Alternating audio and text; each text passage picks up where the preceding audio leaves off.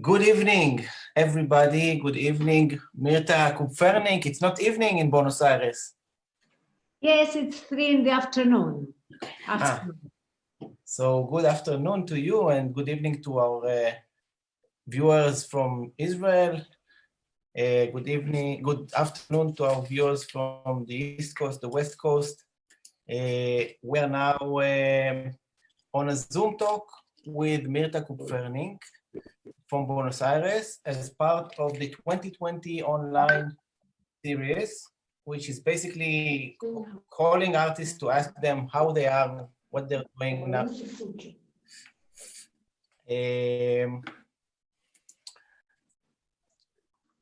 Sorry for that. Okay, so Mirta, how are you in one sentence before I introduce you? I'm fine. Fortunately, I'm very well. So you can introduce me and I will speak all the afternoon. Okay, great. So Mirta Kupferminc is a multidisciplinary artist, curator, lecturer, mentor, and teacher based in Buenos Aires.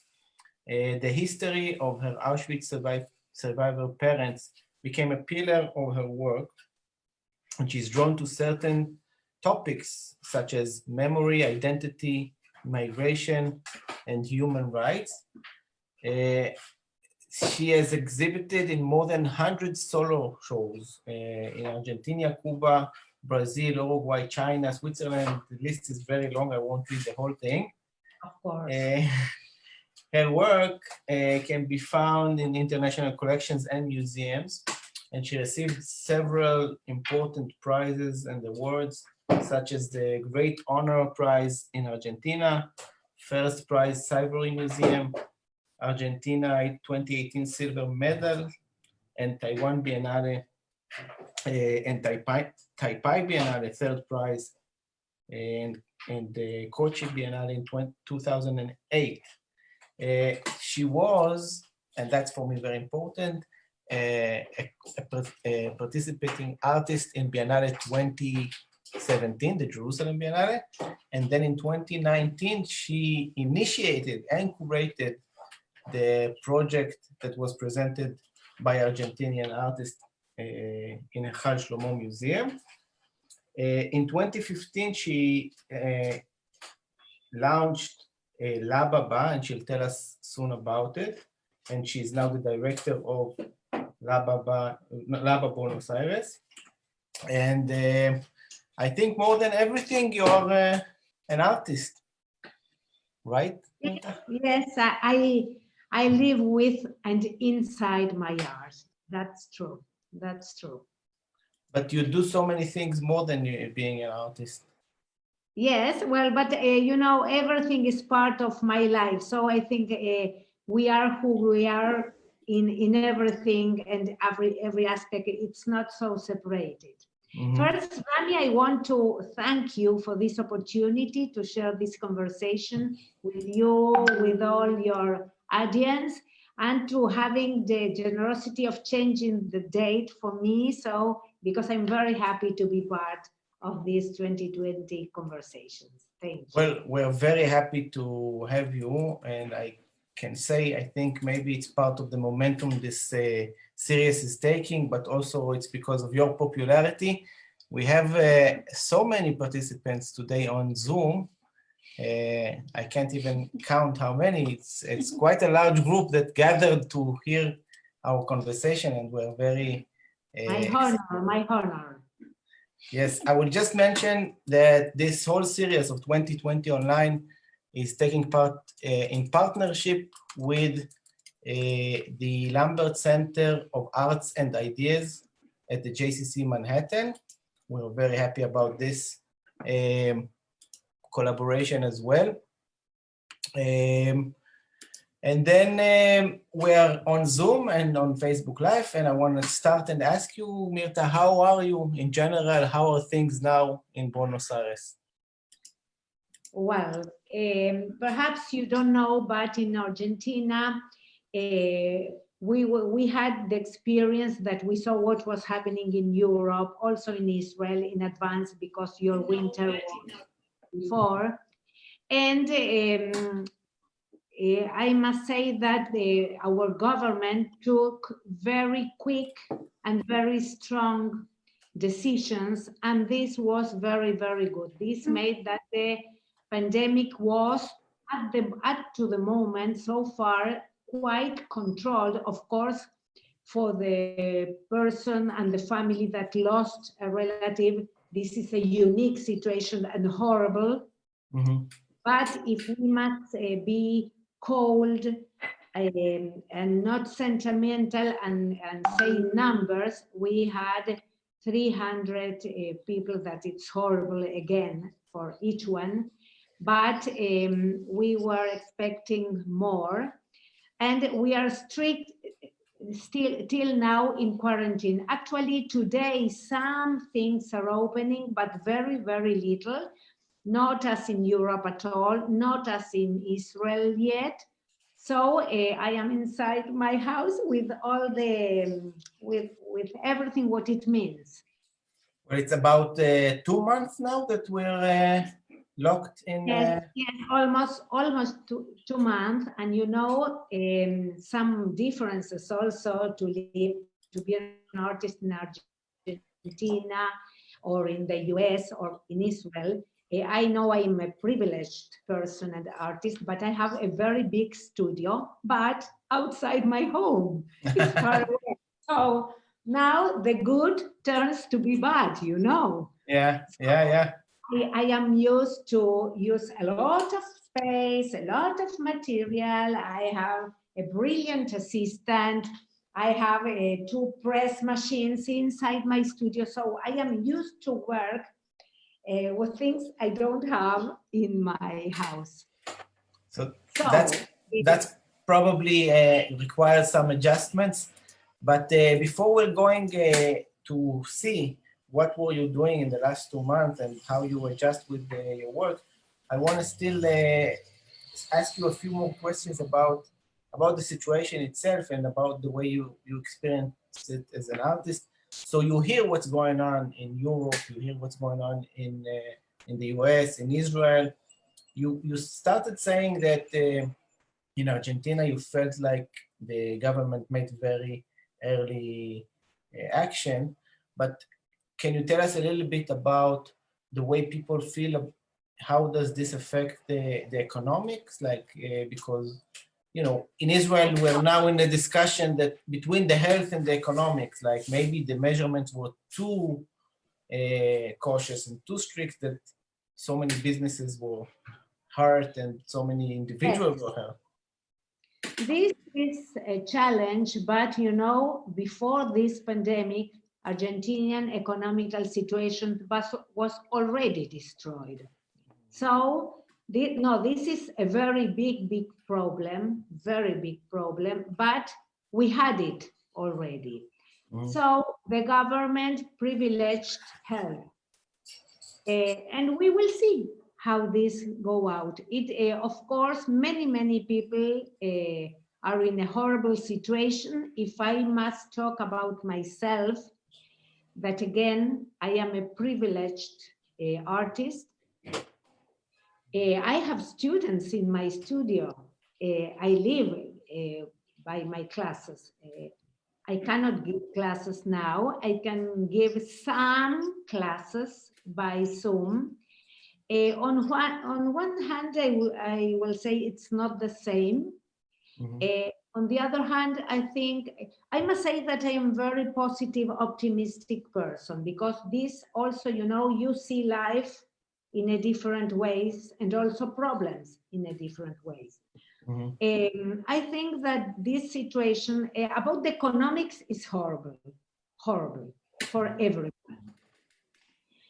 But still, I think that this situation that is very hard to some people, and I heard some of the artists with whom you talked also. In my personal situation, many interesting projects were suspended, postponed. We will see what happens in the future. You are part of a project. We are still praying. I don't know the dates. The Jerusalem Biennale was supposed to come to Buenos Aires in October. We will see what happens. I hope But that we still can do it.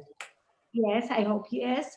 We have no flights now, so airports are closed. Now it's not the same as in some other places.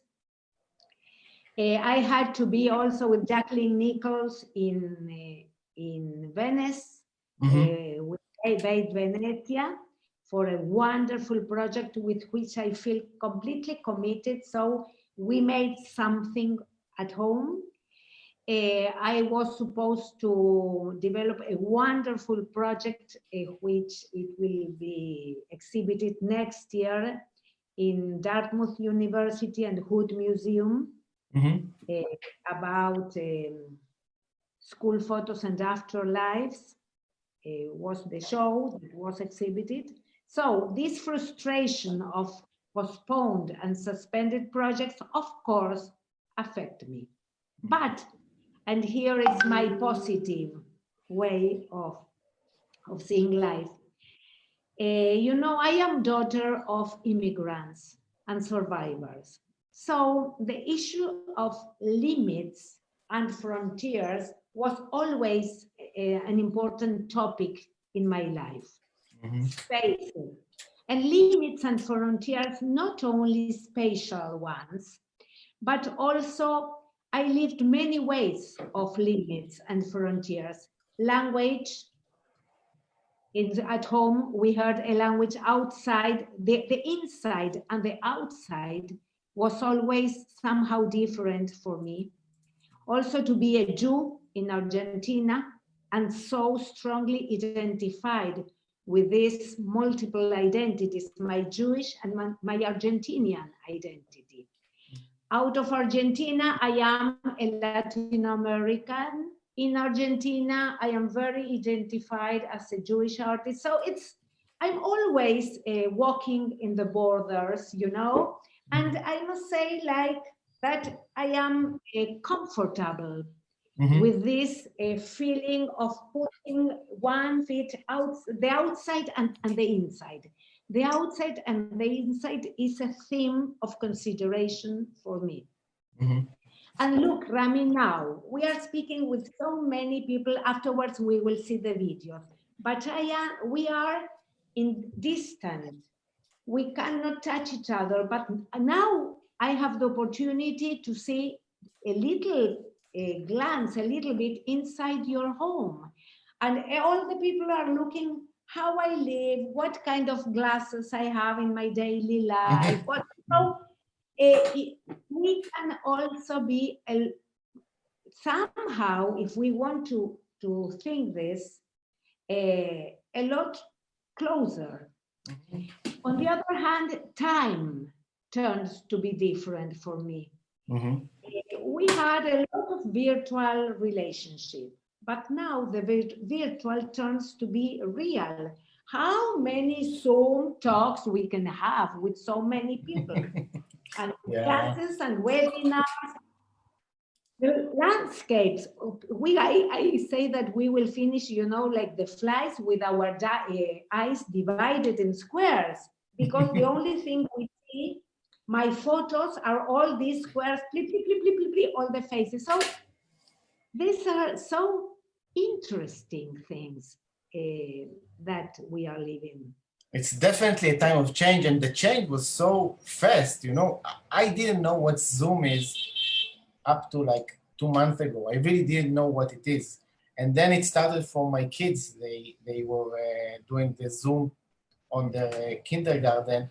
And then I started like joining all those Zoom talks. And then I found myself initiating this whole series on Zoom. Everything happened so fast. It's like in 2 months, I really feel my life changed dramatically. And then the next question is it a permanent change or is it just a temporary change? What do you think? Well, I think the word permanent is too big, but I think nothing will be exactly as it was, because life is like that. Life is change. So I think that we will have to adapt and not live longing what we lost.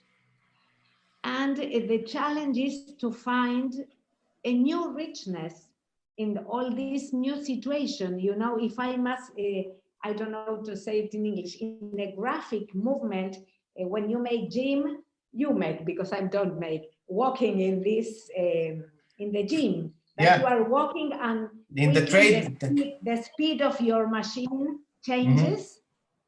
Some people will fall, and some people will still continue the movement. So I think we are challenged to be ready to adapt and to find new ways of communication, of making art, of showing art, and not so much Zoom, the same format, because people will very soon get very tired of so many Zoom situations. So I don't know, but I think for sure it will be different. So one example of adjusting or maybe imposing this positive approach, I can share now one of the images that you sent me. Well, if you want to, with the PowerPoint, we can walk by the PowerPoint. Yes. So this is exactly, do you see it now? The PowerPoint? Now it begins. Okay, so this is the image that I referred to. You sent me. The word double appears because of the PowerPoint. Perhaps if you can okay. If you can put, yes. Well, this is inside my house, my kitchen, with the first mask I prepared for me, trying to smile in this situation that, of course, it is new. And I must say I have a very, very old mother that I go and see her from time to time. And I have many grandchildren all over the world, in US and in Israel too, but I have one here in Argentina. And it's really hard for me not to see my grandchild. My son also, my daughter-in-law also, but my grandson, it's really something, it's hard for me. To the next. I will just ask everybody that listens to us, if you're with your sound on, please turn it off because it interferes with the conversation. 1 second, I will have just. Perhaps you can silent everyone. You can silent everyone. Yeah, I just need to go out of the sharing to silent everybody. I'm sorry for that.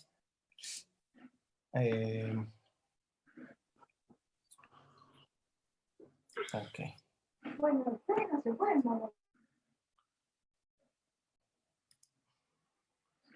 So we're going back now to the PowerPoint. To the PowerPoint.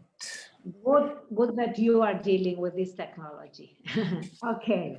Well, so here I showed how I improvised a workshop in my, one of my sons is living in Mexico. Mm-hmm. So now this is not anymore his room. Now is my new workshop at home. And well, I was working here some sketches and drafts for the works in Venice. And well, also an opportunity to deal with different materials, because, you know, this is a thought that I have. If you're a tennis player, you must train all the time, and perhaps you don't enjoy and make just for fun, to play just for fun. With artists, it's the same. If you are very involved with your themes, your commitments, your messages, and your projects, you are producing for that. But now this is a between brackets in my life. So I also enjoy making whatever I want. You feel like this time of the Corona, it's like you're not a professional artist anymore. You became doing like art just for fun, just for like your own soul. A little bit, yes. A little bit, yes. I am doing my work also, what I am supposed, let's say, for my professional commitments, but I give permission to me and perhaps also time, although I am doing a lot of activities inside my house that usually I have some help. But yes, I am giving some permission to do whatever I want, and I will show you afterwards in the PowerPoint, you will see. Okay, so this is another adjustment in your studio? Oh, yes, because I invented an easel I didn't have at home. And for many years, I was not painting with oil painting, but I began also again. But so I took 2 chairs, a little one with a big one, and I invented a very, very useful easel. So we can continue. Well, this is a very new work that I produced at home. It's based on a lithography that I began in my studio. And this is intervened with this disruptive, although invisible, disruptive spots that we have now in our life. And I want to transmit with these words the distance, the isolation, the non-stable future where we are. So it is a photograph that you, or is yes. it? It is a photograph that I took several years ago in Atacama Desert, that I worked it with Photoshop. I made the plate and we printed it in my studio in lithography. So I brought, this was not finished, so I brought these things to work at home, and I am working now with this concept of limits, frontiers, and spaces, distances now in my studio. So there's 2 things that you can recognize in this image which are connected to the situation. It's like, one would be the corona itself, like the health issue, and the other one would be the loneliness, maybe, like the fact that a person stands on his own, and sometimes even if we're like communicating through the Zoom, we feel like we're very alone. But then, do you have any? Yes, I have a thought of this. Imagine, fortunately, I am not a film writer or a writer, a book writer, but I imagined the situation. What would happen? And I am sure a film will appear if everyone dies and one person is still standing in this empty world. This is a horrible thought that, well, sometimes I think, what will happen if I prefer not to be there, not to be the one that survives if many people are dying. Well, I think in the beginning of the whole situation, we could imagine that this will go to this, but now it seems like much more optimistic than a few weeks ago. Yes, so so this is the same. Out of any space, you see, out of the world. This is another work, but based on the same concepts. This is smaller. And this also based on the same image, but you incorporated in it some language. It's a close-up. It's a close-up. And these works, I began working like a net, like is also a prison of words, because this has to do with the migrations. And well, this is another one. You can go forward because it's all a series. Okay. Based on the same image. This is everything about the change in the world, something that disappears, but also based as one of my usual topics, migrations. What do people that are out of their own land, of their own home, feel? a feeling of isolation. Perhaps it's not necessarily real, but it's a feeling of isolation. Which brings me to something that I think I heard about from many artists that I spoke with lately. This new phenomenon of like, you have a lot of time at home, and then you start going through your old materials, and suddenly you find an image. You said you took this photo a few years ago, and the same image that you probably know already and was taken in a very different circumstances suddenly gets a whole new interpretation, right? You find it, and suddenly, because of the situation we're at, it Absolutely. gets new life. Absolutely, because this, what you are saying, this explains that in art, the author wants to make something, but every person that approaches a work of art reads the image in his own way, with her own background and feelings and life. So we also rediscover our own works in different ways every time, of course. So can you describe maybe this, it's really, really unusual, beautiful image that you're holding in your drawer for a long time. And can you say something about what it used to be and what it is now? Well, yes, of course. But you know, it's again how I began speaking, that this, I think it's not so different. The situation of limits, the outside and the inside for me was always a feeling. When I was a little kid at home, my parents spoke one language, outside was different. When I went to the school with the children, I felt that I am carrying a tree with all my heritage with me. I felt always different, and I felt always alone, although surrounded. Always, I'm a very happy person, always surrounded.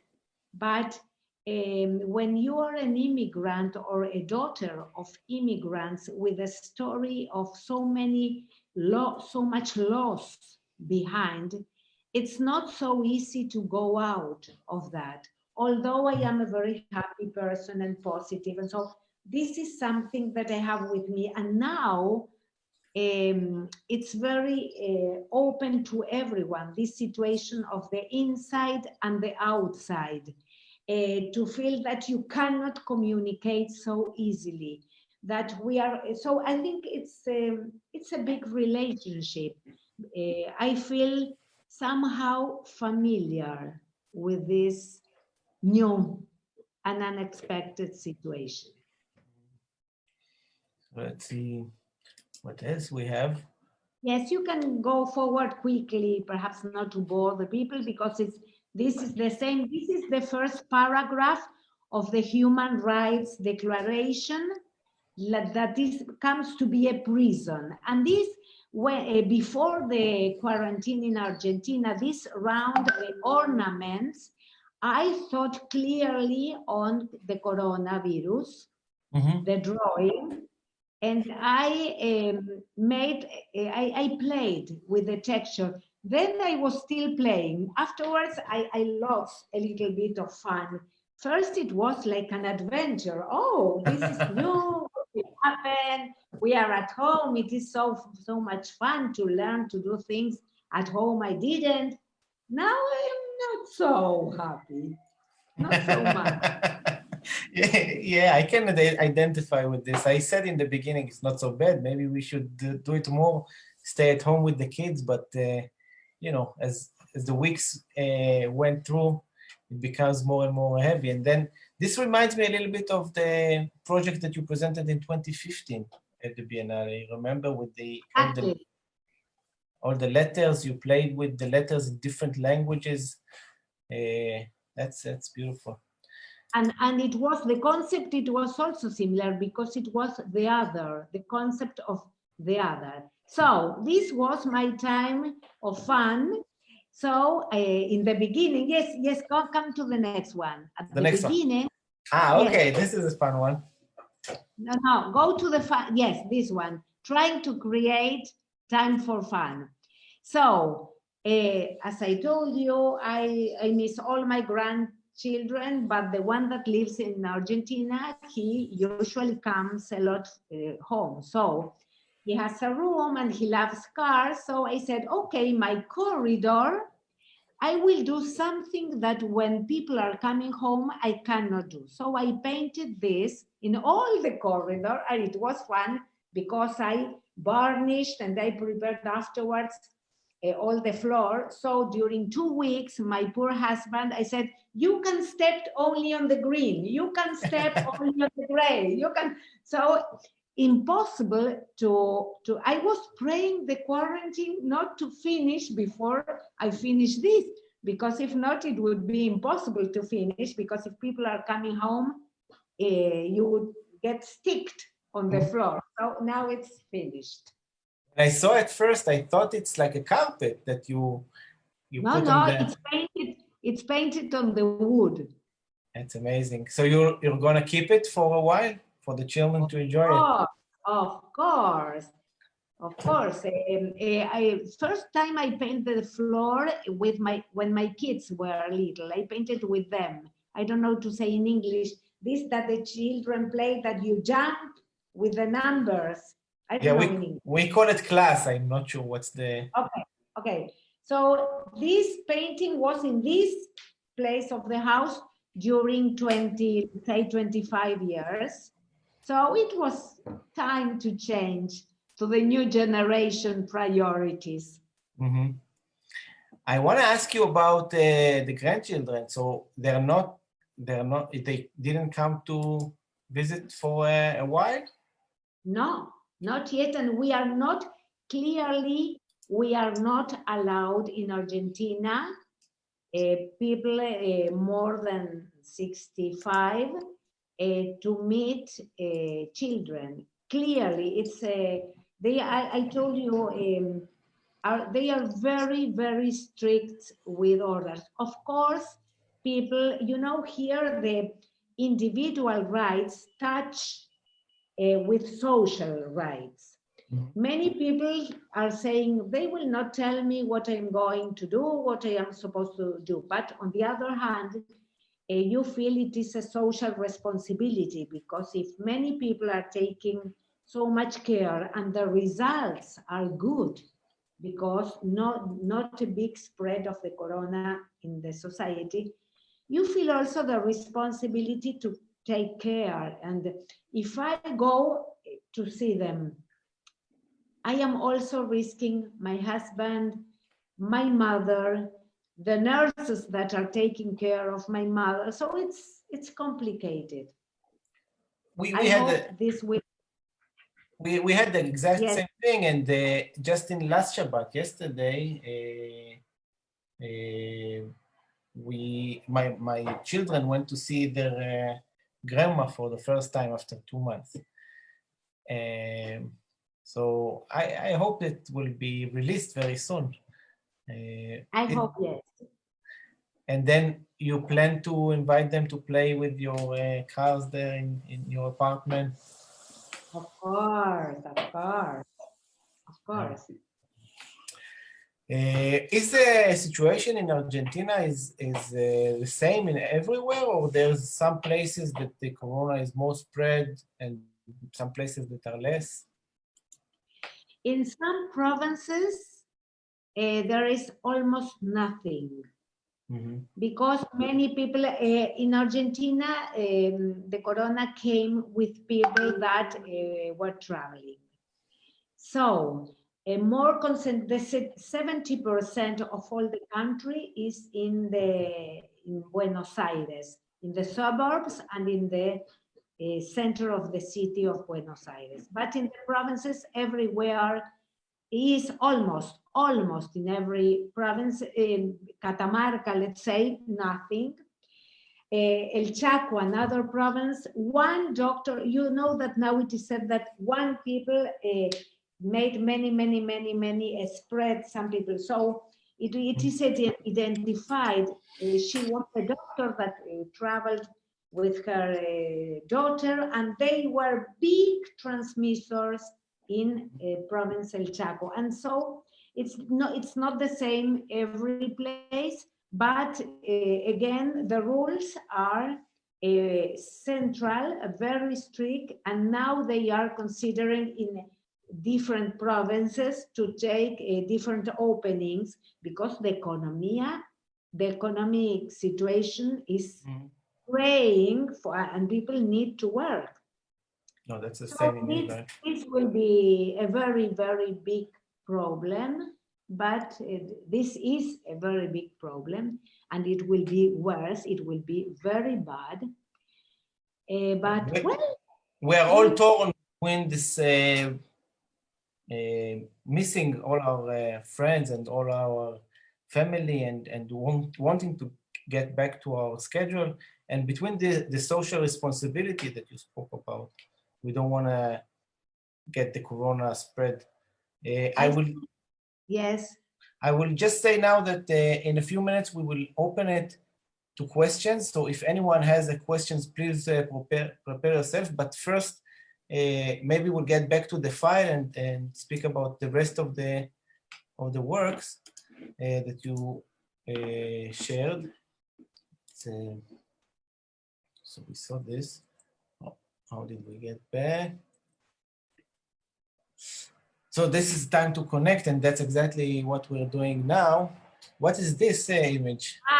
This time. No, this is what I lost, what I missed, my dreamt projects. And the other one where I said time to connect is because this is the time, so many faces, so many dear people, and we are all, as in this case with you and many people, we see everyone is in little squares. So our world turned to be a squared world. Mm-hmm. What it is for sure is that the economy of Zoom is better now. Yeah, also there's like the supermarkets in Israel are known to be making a lot of profit. Is this part of the Venice project that you No, it's a photo. It's a photo. It's a photo. It's one of the dreamt projects. Yeah, so soon I hope we will be celebrating the end of the coronavirus, as you write here. And I think really one of the most important things for me is to try and understand where we're going to, because, you know, Biennale 2019 finished in November, and we have a year and a half until hopefully the 5th Biennale. And I'm more positive now, I'm more optimistic, but really 2 weeks ago, not so long, I was kind of scared that it won't happen, the 5th Biennale.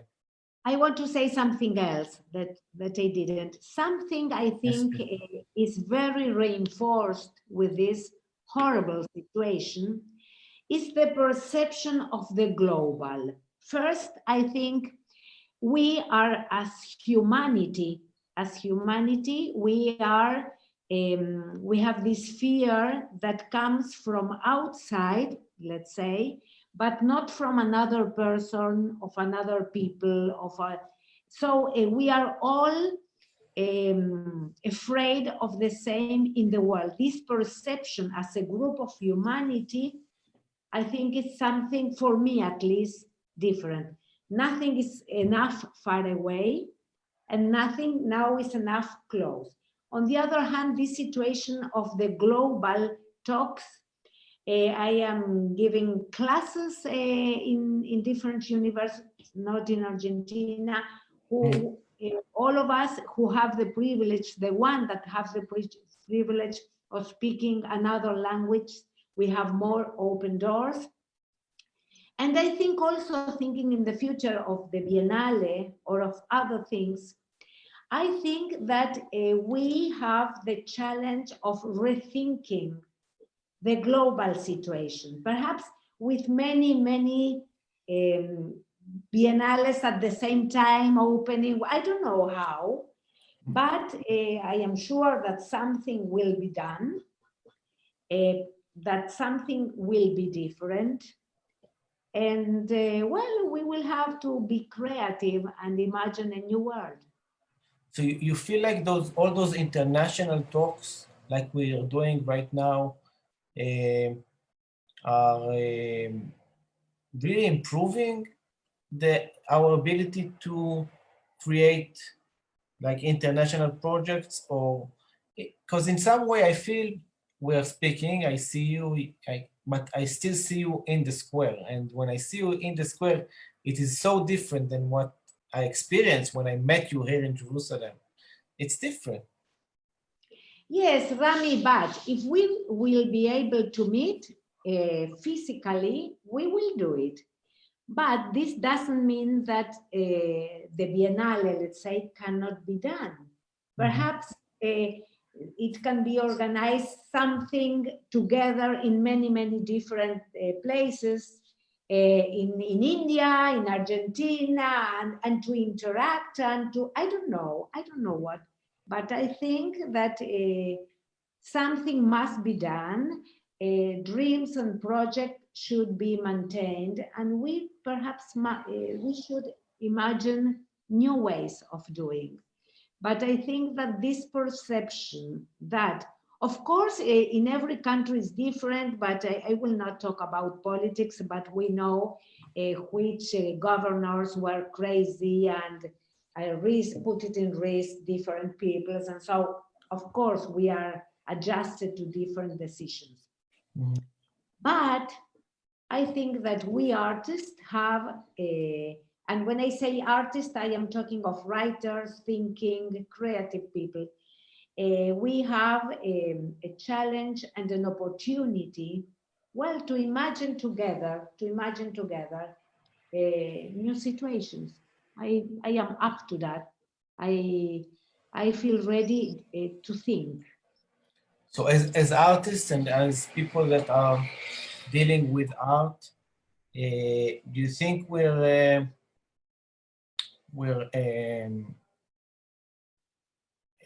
eligible, or we must do something that we didn't do before?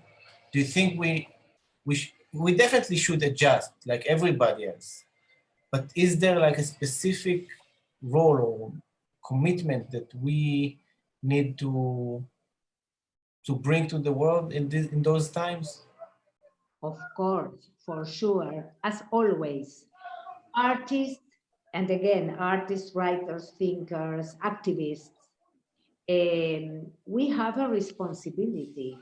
Artists, we are not supposed, we can do things for fun and to make a nice ornament to our homes. Why not? Of course, also that. But we have the responsibility to give messages. We can speak in a language that can be understood, yes, in different ways, but understood by many. Look, Rami, you had, because of your experience in the Biennale, a punch here of artists, curators from many different worlds. Not everyone has that. These conversations give an opportunity. I heard some of them. It's so different, the way of thinking and the way of living this pandemic in different situations. And this is a richness that you have. And I think that this same richness can be used. I don't know, I don't know how, but of course, and I think that we have a responsibility. We must do something, a message for the future based on this. Not only the people that are taking care for the earth and the planet, and of course, but we are intellectual activists. Mm-hmm. And we must say our words. We must talk to everyone, for sure. I totally agree. And you mentioned the previous talks on this series. You know, we had 10 different speakers. And sometimes I think if someone saw the whole series, we had like a very strong barrier of language, like, because people come from different places around the world, sometimes it's hard to express in a language which is not yours what you feel. But then I felt always in every meeting that once the images of the art comes up to the screen, then there's some kind of a new communication. Like the visuals is allowing us to communicate in a different way than through the words. Exactly. Yes, I agree. So let's open for questions. If anyone wants to ask Mirta anything, Yes, please. I Yes. would. So first of all, I love your glasses. Ah, thank you. Asymmetrical glasses. I love them. And then I have to say that I have such a strong identification with you because I was born in Argentina until the age of 11, when we had to kind of go away with my parents to the United States. So I kind of grew up and studied in the United States, got married, had my children there. And now I live in Israel for 27 years. So, and I'm an artist. So I identify so much with your feeling of not belonging, because I also felt everywhere I was, and my parents were from Hungary, so my father was a survivor. So that feeling of not belonging is accompanied me also throughout all my life. And then, you know, God willing, when you come to Jerusalem, I would love to meet you. My pleasure. My mother is also from Hungary. Okay. From Kolozsvár. My mother from Sarost. Okay. Thank you. Thank you. Well, I invite you to plan the visit. I have a question. Just Is to our the previous. painting behind the artist, is that something that you did or it's somebody else did? Sorry, the question again. I didn't hear. The painting that you're sitting in front of, the art piece behind you, no, is that mine. one of yours? Mine, 30 years ago. Mine. Oh, wow. Could you talk about it a little bit? Yes, of course. You know, I see that with very different shapes, I am always doing the same, because here also these pencils, everything is going out of space. Everything, the land, the spaces are trying to get together like sewing.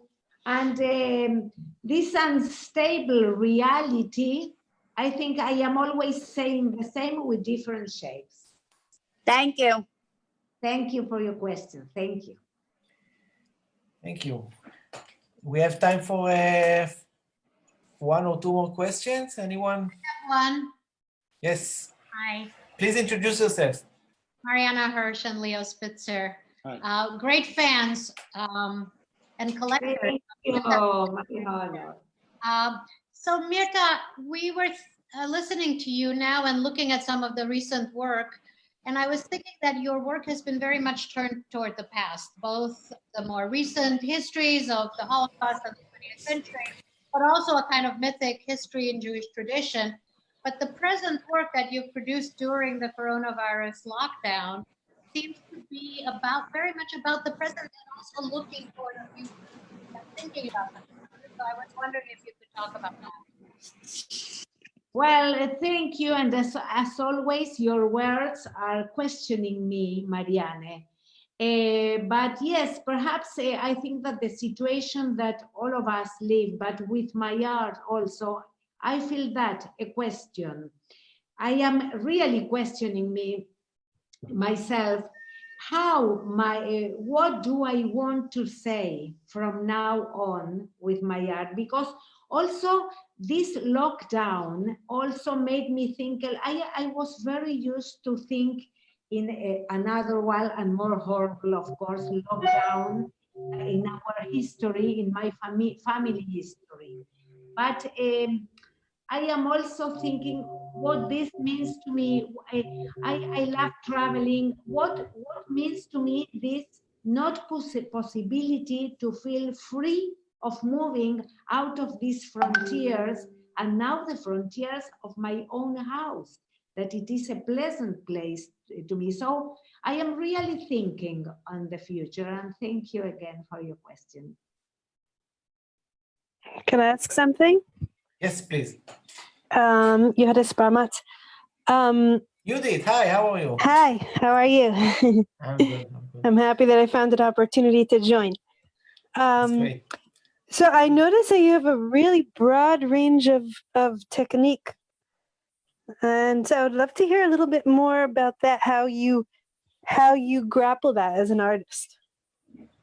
If that's a... You know, thank you for your question. This that came to be a richness to manipulate many techniques and technologies nowadays. Contemporary artists are proud of that. This made me very big problems while I was studying, because I am like that. I don't like, again here, frontiers and limits. When I am interested in something, if I don't know to do it myself, I make a collaboration with other artists, but yes. And I will tell you that once I was very young, a very important art critic came to my studio and he told me, but what are you, a photographer, a painter, a printmaker and sculptor? What are you? And I answered, he was an art critic. I said, this is your problem. If the labels you have are not enough for my work, you will imagine another work. I will not cut my hand or my leg to go inside your square space. So I thought he would hate me, he didn't. But this is really what I feel. As an artist, this is my freedom. Again, I am a very curious person. I like to learn. And when I don't know something, I ask, or I work in collaboration with some technology specialists in every theme. But yes, I like to work with many techniques. But my base, I must say, I am very strong in printmaking, and the multiple techniques that printmakings propose, I am putting this in many other, because it is a way of thinking, a chemical thinking. The oil with the water will not join, and so I have a very chemical way of thinking, and I am very respectful. Sorry that I mix, but this is my head. A very respectful attitude with chemical materials, because I want my works to survive me. I don't want to make ephemeral works. And this is also a way of activism. My parents lost every material, no photos in my home, nothing that belonged to someone else before. So for me, it's very important that my art put in material will survive me. So do you also work digitally, or would you call that more ephemeral? I work also digitally. What you saw here is not digital, but I produced here, Marianne Hirsch and Leo Spitzer imagined and curated that wonderful exhibition, School Photos Under Afterlives, at the Hood Museum. For that exhibition, I produced two very huge works, worked digitally, afterwards printed, worked on hand digitally, and again written on hand.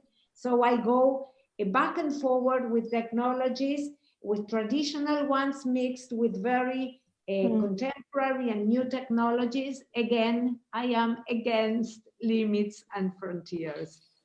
Mm. And the one more small thing that I was thinking of, Rami, was about virtual reality as another technique of sculpture. Well, I will say my opinion, if you are asking. Perhaps it's not a very sweet opinion. Yeah.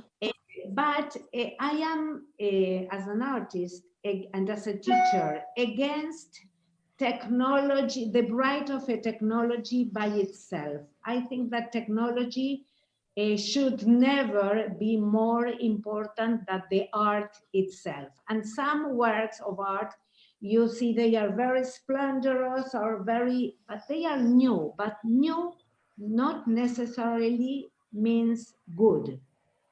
And if I must compare a traditional good with something very, very new, but nothing special, I will not be surprised. I am not, I don't know how to say English. I will not be astonished for something very new. I need the good, the meaning, the content, the good realization, the good use of technology. I think that digitally that I use, techniques and technologies should be used only when you cannot get that result with another thing, not as to be something easier sometimes, or something to make surprise. Oh, look what, I will tell an anecdote. Do I have time, Rami, to tell something? Yes, definitely. Please do. 22 years ago, Argentina had friendship, legal friendship, diplomatic friendship with Japan. On that time, 20 or 50 Japanese artists exhibited together with 50 Argentinian printmaking in Argentina. And this, in Japan, they invited two Argentinian printmakers. They choose two to go to Japan and make a solo exhibition and lectures and so. What can I say? The level of the 50 Argentinians, there were the best Argentinians printmakers. It was a big honor to be included in that group.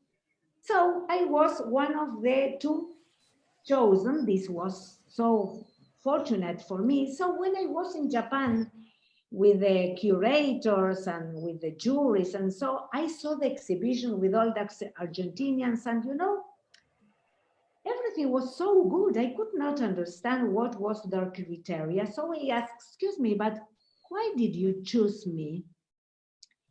And they said, because yours was a very different work. And I looked at the works.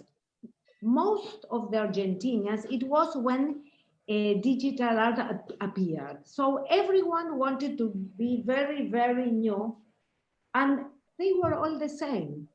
All the Argentinians used the same technologies and as the Japanese, everyone was the same.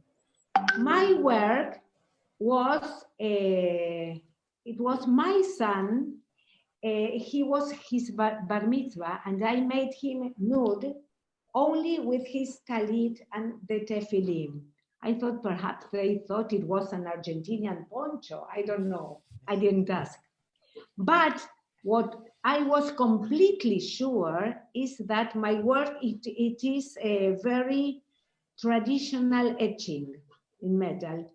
That my work, it was a completely genuine, felt, real work for me. This I was sure. So I think that when you try to be very contemporary, sometimes you finish being exactly as everyone. I think as an artist and as a teacher that we must remain very loyal to who we are in every aspect of life, every aspect. I don't know if I answered, sorry. It makes a completely sense. Thank you. Thank you, Judith. For me, your last answer was made completely sense, because maybe it is a good thing, and we will find in the future some great art that is made by new technologies, but I feel like nobody should really stress it out, and I don't think that I'm personally can be there, or can, you know, I'm not an expert in technology, and I'm not an expert in, but maybe if a young artist or a young movement will start creating like a new art, I might be able to enjoy it and be excited about it. But then I think everyone should be true to their own identity. And that leads me to ask you a concluding question about the Jewish part. So you've been in more than 100 solo shows, and you've been all over the world, and you were invited to exhibit your work in so many places.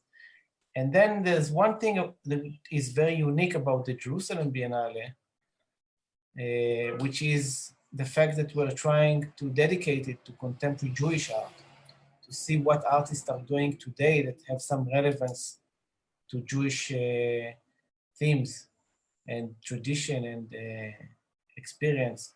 So having said that, you're always dealing with your identity and with the inner and outside world, how would you